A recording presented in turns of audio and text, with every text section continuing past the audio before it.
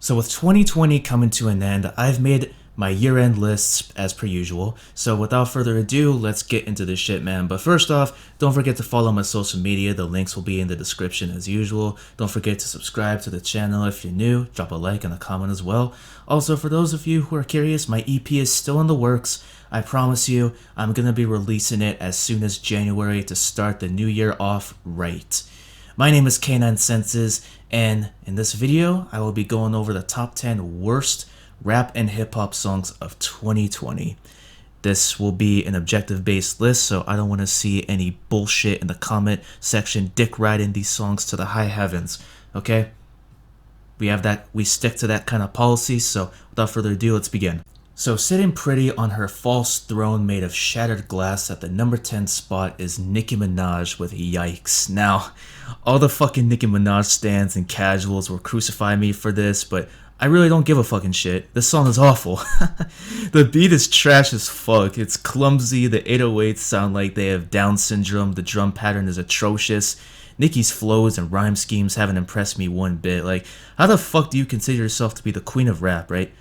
When you have yet to impress the king of rapping. Like, there are a dozen female rappers who are better than you, but you spoon feed these casuals, these frauds with bad taste. You're deluded as all fuck fanbase bullshit lies. Like when you announce your retirement only to release a trash ass song like this. That can never be me.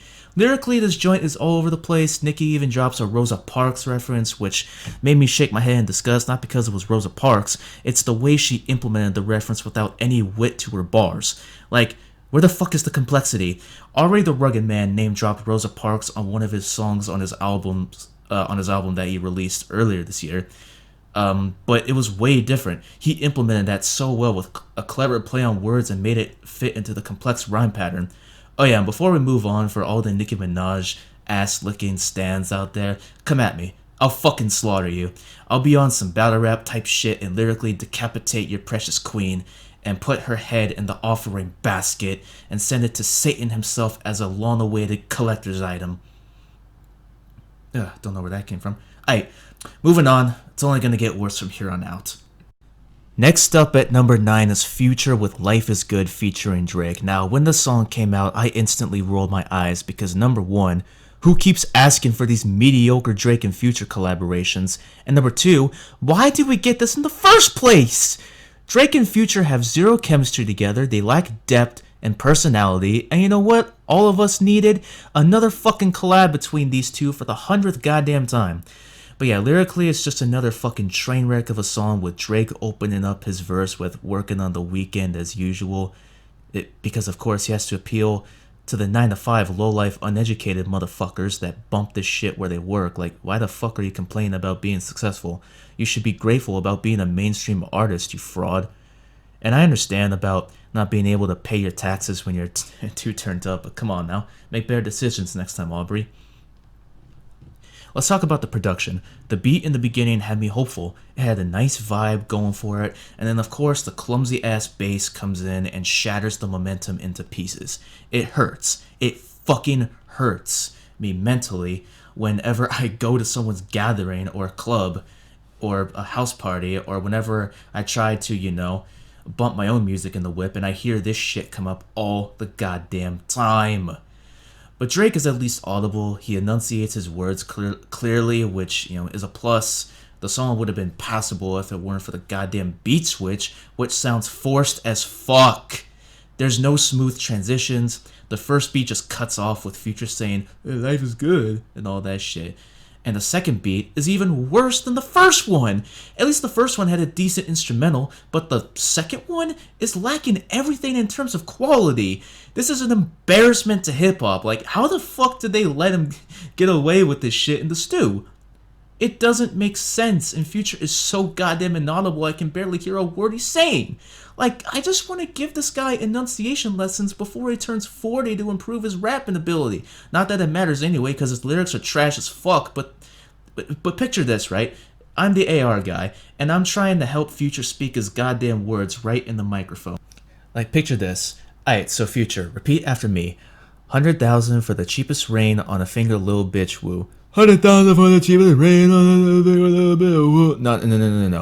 No. I'll say it again, except I'll say it a little bit slower.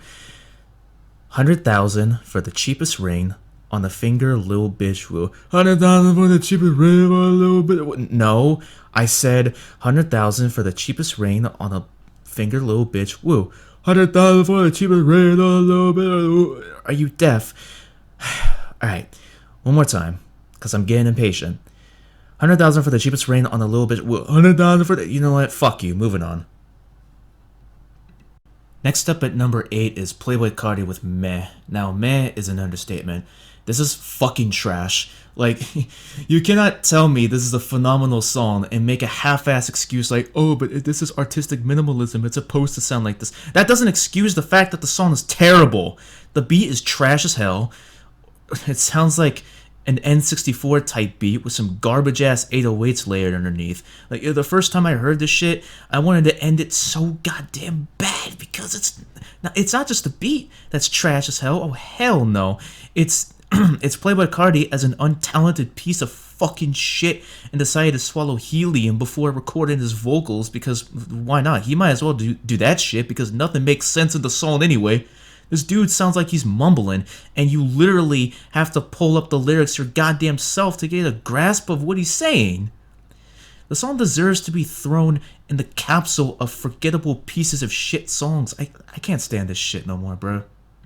Next up at number 7 is DaBaby with Rockstar featuring Roddy Ricch. Now, I literally could have put any song from the trash-ass Blame It On Baby album because they are all that goddamn bad, but this song takes the cake.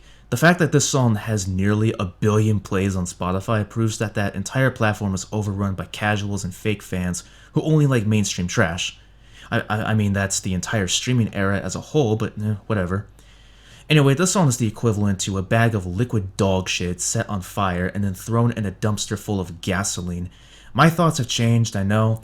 I know DaBaby is trying to be sentimental and introspective on this track, but it doesn't fucking work because the writing on here is lousy and meaningless.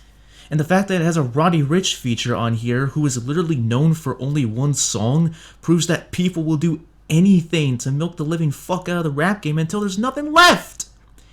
Musically, the beat is just a looped acoustic guitar that you can find on GarageBand and cheap-ass 808s that sound compressed to shit. On top of that, DaBaby tries to rap fast, which doesn't work because, he only has fucking 2 flows and isn't fucking versatile enough to fucking change things up from time to time, and his singing voice can go to hell. And the cherry on top of this flaming dog shit sundae is that this got nominated for a Grammy. What the fuck? Next up at number 6 is Takashi 6ix9ine with Punani. Now, this song is probably the main reason why I won't perform Intercourse ever again, because the song is literally about a random woman's vagina being exploited to fucking hell. No pun intended, but yeah, this song is complete garbage. The beat goes nowhere, his shout rapping, which made him stand out on some songs, but it just feels forced and redundant on here. It loses weight and gives me a sour taste whenever I hear his voice on the hook, which is drenched with autotune. Like, what the fuck made him think this was a good idea? In fact, tsunami, like, bro, for real, who actually enjoys this type of shit? Not even the casuals find this appealing. Which is saying a lot, because you have to be a trash-ass rapper to not even appeal to one demographic. If he bounces back from this dumpster fire, I'll be incredibly surprised. Next up at number 5 is Lil Uzi Vert with Myron. Now, when it comes to creativity and versatility in hip-hop, Lil Uzi doesn't seem to have any of that in his criteria, other than to piss the listener off with an excessive number of ad-libs and unbearable autotune. Seriously, that's all you're gonna get with the song. It's legitimately a waste of time, and you're better off listening to something else that is even better musically that came out relatively at the same time, like Jadakiss. But this song is overrated garbage, the beat sucks, the hook is unbearable, Uzi's rhyme schemes are basic as fuck, rhyming 1 to 2 syllables at best. Most of them, I feel like if Uzi pulls a Kendrick Lamar or Eminem type of complex rhyme patterns with more than, 3 syllables, as well as inner rhymes, his head will explode. I can go off about the deluxe album of Eternal Take as well, but that's for a different video. Moving on. And of course, he had to be here somewhere. At number 4, we have Stunna for Vegas with Do Dat featuring Lil Baby and DaBaby. This song was an absolute chore to listen to from front to back. Not only do we have one, but we have three of the wackest rappers of all time on one track. That is one hell of an achievement. Let's fucking give these guys a round of a fucking applause. They deserve a motherfucking trophy. That's my bitch clapping her ass in the background. Can you hear it? No, but for real though, this song is garbage. Like, first off, can we please stop making our own beats sound like dog shit? What is it with mainstream songs having terrible bass and cheap ass sounding melodies for the main instrumentation? Whoever produced this should be ashamed of them fucking selves. But Stunna himself is nothing special. He's just a horrible combination of Blueface and Blockboy JB, some of the worst rappers to exist. And on top of that, you have Lil Baby, who is a Young Thug clone, and the Baby, who is nothing but a T.I. ripoff. Like, you have to be stoned out of your skull to think something like this is actually good. Like, that could never, ever be me. Next up at the number 3 spot on this list is Blueface with Carne Asada, and oh my god, what a disaster of a song. The following clip describes my overall thoughts of this song perfectly. That was a hot mess inside a dumpster fire, inside a train wreck. Like, the beat is embarrassingly basic and bare bones, the guest feature is fucking annoying, the hook is asinine, and most importantly, these sound like nursery rhyme type of lyrics. Preschool bars. Some of the worst bars I've heard in my whole goddamn life. In fact, I challenge anyone to react to this song with a straight face. It is that bad. Now, we finna do things differently this year. At the number 2 spot, we have a 3-way tie between songs on a mixtape by one of the most iconic rappers in the game right now. But he doesn't rap over these instrumentals, oh hell no. He got not 1, not 2, but 3 of his kids rapping over mainstream ass beats on his No Ceilings 3 project. Now, I don't even know where to begin. I guess I'll start with the song Flames, which has this kid named Lil Toon, very original, who is on some braggadocious type of shit, saying that he'll pull up into somebody's block with a stick, which sounds laughably bad and sounds about as basic as it gets. The next song is Hollywood, which sounds like, you know, he's rapping over a Polo G / NBA Youngboy type beat, which sounds so goddamn bad. But we have to address the elephant in the room, and that is one of Lil Wayne's kids rapping over the beat of fucking Sicko Mode. Why the fuck did Weezy think this was a good idea? Like, Kids Bop couldn't even cover this shit, man. That's how amateurish these all sound. Like, was it Bring Your Kids to Work Day or something, and you let them record songs in the vocal booth, and you were so goddamn high that the first thing that you thought of was, you know what, I'll put that on my newest project. It is so bad, and I'm not even shitting on them because they're kids. Like, there were 13-year-olds that were spazzing over Tech Nine's most recent album, but this is inexcusably bad, and I hope Wayne never does anything like this again, because if he does, then I'm not going to take him seriously anymore. Like, I'll stop listening to anything he puts out ever again. Now, you already know what number 1 is, and if you don't, then I'm truly surprised. But y'all saw this one coming from a mile away. The number 1 worst hip-hop song of 2020 is Cardi B with WAP featuring Meg Thee Stallion. Now, what can I say about this absolute filth, this absolute abominable, god-awful, garbage piece of shit human rights violation of a song? And by human rights violation, I literally mean the fact you can play this shit on the radio for all the fucking little kids to hear it, or the fact that the entire track is smothered in narcissism and pure agony in its truest form. God, I fucking hate everything about this wet cum stain of a joint. The content is literally the first thing that comes to your mind when explicitly rapping about sexualizing yourself without the number 1 principle, which is making it sound sexy when this sounds like auditory pornography, like hardcore type of stuff. It's that bad. It's not even creative either. There are some basic ass punchlines and similes that are about as shallow as Cardi B is a human being. Cardi B compared her loose ass vagina to a bucket and a mop. mac and cheese, and a plethora of cringe ass shit and flows, and they're pretty much carbon copy of fucking Kodak Black. Like, that's, I mean, I wouldn't be surprised because she literally built her entire career off of ripping off Kodak Black's flow in Bodak Yellow, but that's for a different fucking discussion for another time. Like, the flows and delivery are basic as fuck too, with no redeemable qualities at all. It's retarded.